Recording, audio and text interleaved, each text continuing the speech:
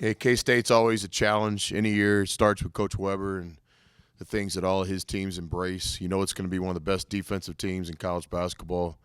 Simply stated, it's hard to get easy baskets against K-State because they guard with with pride and with discipline. Guys don't take plays off, so you understand it's going to be a team that has a lot of help defense. It's basically like playing against a good shell drill every possession, and it's just a reflection of Coach Weber. They've got some really good talent in their defense this year, so there's some guys that you got to be careful of. It's one of the best steals team in the country. Lots of guys looking for steals, so we have to make sure our ball handling's on point. On the other end, they've got some really good Big 12 players. Have been doing it for a long time, three-point shooting, inside game. So, it's a game where you have to play well because you're never gonna K-State's never gonna beat themselves. To be successful in a game against K-State, you have to play well. Just with DR, I guess, how have you seen him get a little bit better throughout the season? I know it's something Coach Weber's done, kind of developing his guards, but how has he gotten better to be that steal guy that you kind of talked about? He's an aggressive offensive player and defensive player. On the defensive end, he's one of the best steal guys in college basketball. He's within their team system. He's got the speed and the athleticism and the anticipation to get steals, so you have to be alert. Then on the offensive end, he's just an aggressive player. Can beat you with his shot or with the dribble. He's had big games against Texas Tech before, so he's a guy that has our full attention and respect.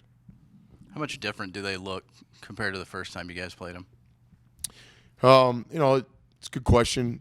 All teams have an identity, so you still see the same things that all the K-State teams resemble, but as the years gone on, I think they're using their depth really well. They have 9-player rotation. Everybody's contributing. Everybody's had big moments. Offensively, they've changed a little bit in terms of throwing the ball inside and doing some different things. Coaches' teams always change with their X's and O's and sets as the game goes on. You expect new wrinkles.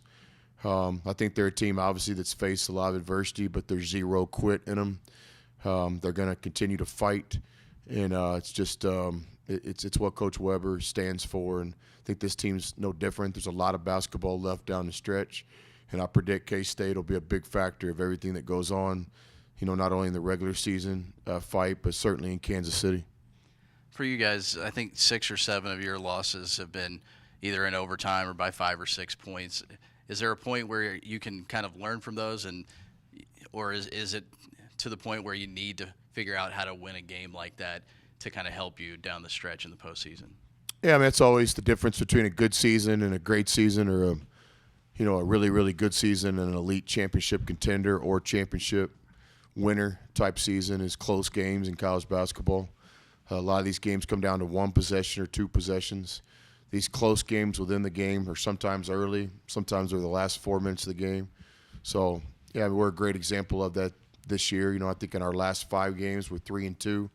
We have a 3-point, 1-possession loss to Kansas and a 3-point, 1-possession game loss to Oklahoma State. So you just got to continue to put yourself in those situations, and you have to play well down the stretch. And so it's something we embrace, we practice, we have a plan.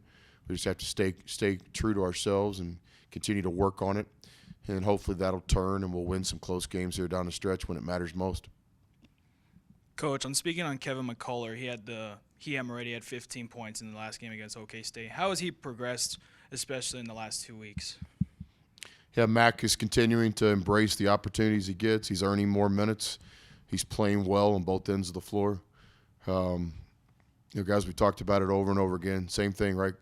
Didn't have an off season because of a couple of injuries and some adversity, but he's a guy that we've always believed in with his talent. It's never been about basketball with Mac. It's been about getting healthy and then earning the experience through game play. I would have much rather him had a better offseason in terms of practice and scrimmage minutes and things like this, but that wasn't his race. You got to run your own race. So I think above all, Mac's done a great job improving as the year goes on in game play, which is very difficult to do. But he's playing well on both ends of the floor.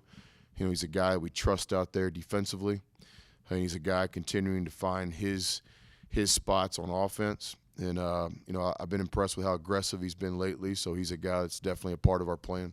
Always has been. In the second against OK State, you gave him the go to be with the starting five. Would you ever consider him in the future being in that starting lineup? We consider everything with our starting lineups. You guys know this. Coming off that concussion, what did you think about how Terrence Shannon played against Oklahoma State?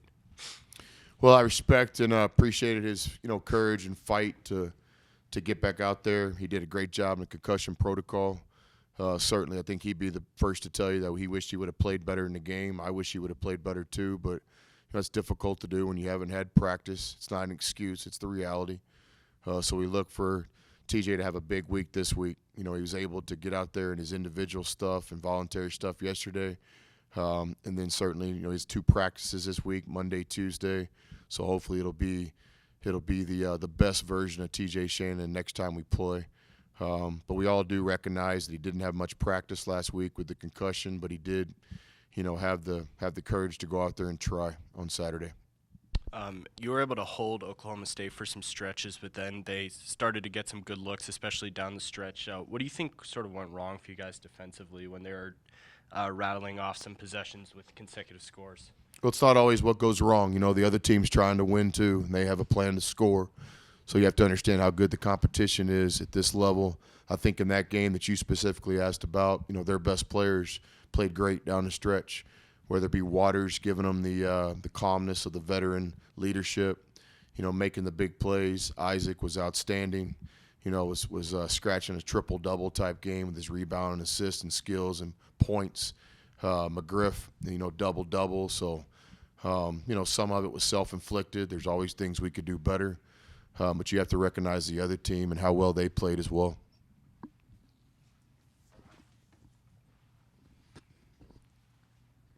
Coach, you mentioned after Oklahoma State that they were the more aggressive team for most of it, being able to get to the line and whatnot. For your team specifically, how do you coach them throughout the week to make sure that they can have that aggression to be able to get to the line and see that in the games going forward? Yeah, just the same that we've coached them since the day we got here 4 years ago.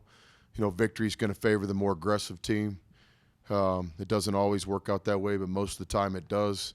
Certainly with the free throw differential between 40 free throws and 20 free throws, you have to just recognize that Oklahoma State was very aggressive.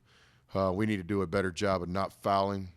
A lot of those fouls are on the offensive end, on offensive rebound, bad decision efforts. It contributes to a lot of things. A lot of them are lazy plays. So you got to really analyze it. A lot of the free throws they got weren't because of their offense versus our defense. That on our offense, we want to try to get more than 20 free throws in a game. That's something we got to continue to work on. We've done this since the first day of practice, and we'll do it all the way until our journey ends.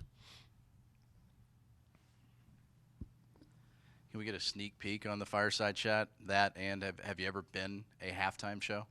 This will be the first live halftime show, Fireside. Yep. Sneak peek, I'm not sure. I heard something about trying to see if Coach Sharp could be a part of it. That would be a huge thing for me. There's nobody I respect more than Coach Sharp. She's been great to me and our teams since we've been here. I've always really looked up to her. One of the main reasons we really wanted to come back to Texas Tech to coach is we want to win a national championship, and it's been done here on the women's side with Coach Sharp. So as you guys can imagine, my relationship with her has to do a lot with me asking questions and seeking her advice because she's done what we strive to do. I'm not sure if she's in town or not, but if she is, if you find folks in the media can help me put a little positive pressure on Coach Sharp to be a part of the Fireside, I'd greatly appreciate it. It'll be a very non-threatening show. It'll be a 3 to 5 minute edition. It'll be very fan-friendly. So you're not walking into anything risky, Coach. Just jump in there with me. Everything will be fine.